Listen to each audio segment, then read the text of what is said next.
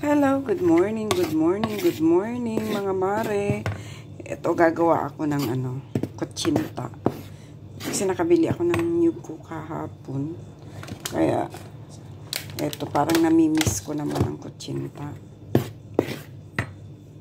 Kaya ito naglagay ako ng isang basong harina, isang basong tapioca starch. Tapos lagyan ko rin ng isang basong asukal. Ayan. Haluin muna natin sila para ayan. Parang ang measurement kasi nito, isang baso ang asukal, isang baso ang harina, isang baso ang tapioca. Tapos, kung anong ginamit mong baso, yun ang gagamitin mo pang ng tubig. Tapos, isang kutsarita nito, itong lye water, tapos tubig 3 glass. Kung nakikita mo naman na medyo kulang pa, lagyan mo siya kahit kalahati pa.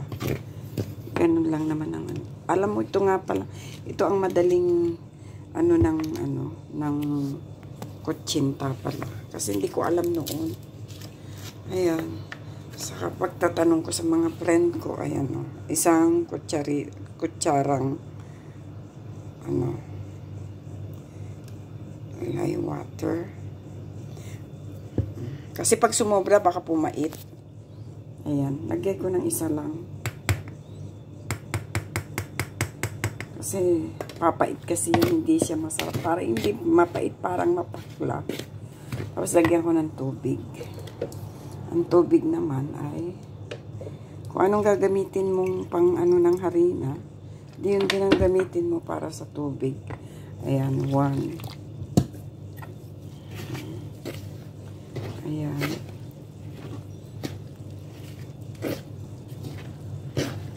Kung minsan nga nagkakamali ako palagi sa asukal na pula, minsan nalalagay ko puti.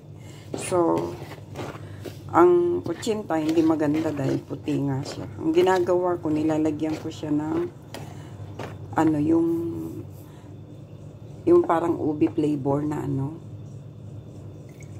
Kasi pag violet na yun, di ba? Maganda rin siyang tignan pag nilagyan mo ng color violet. Pero ito, lagyan ko siya ng asukal na pula. Yung brown ba?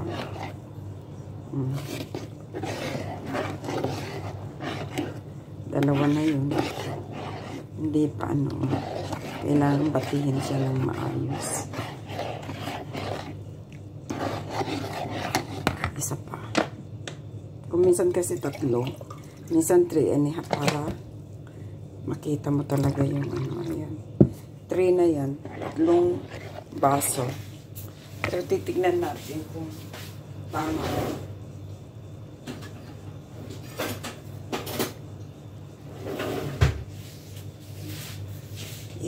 Natin mabuti kasi pagka hindi mo ng ganito, hindi siya hindi maganda. Kailangan pinong-pino. Tapos tsaka mo sasalain pagkatapos. Pag sinala mo siya, matatanggal yung mga buo-buo, diba?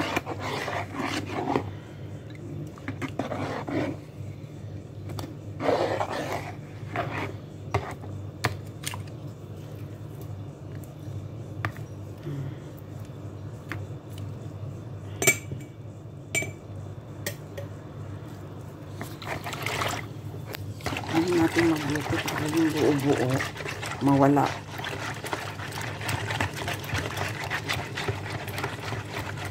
Tsaka ako siya isasalang maya-maya. Paanuhin ko lang kahit na 10 minutes, 20 minutes. Tapos tsaka ako siya isasalang.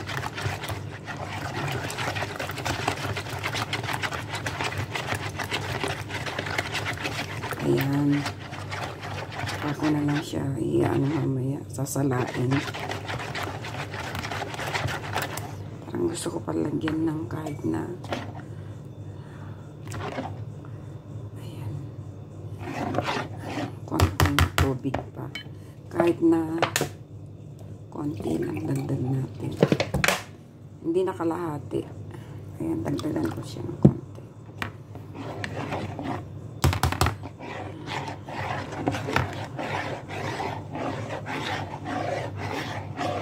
Sasalain ko siya. Pagkasala ko siya, i-ano ko muna siya kahit na ilang minuto lang.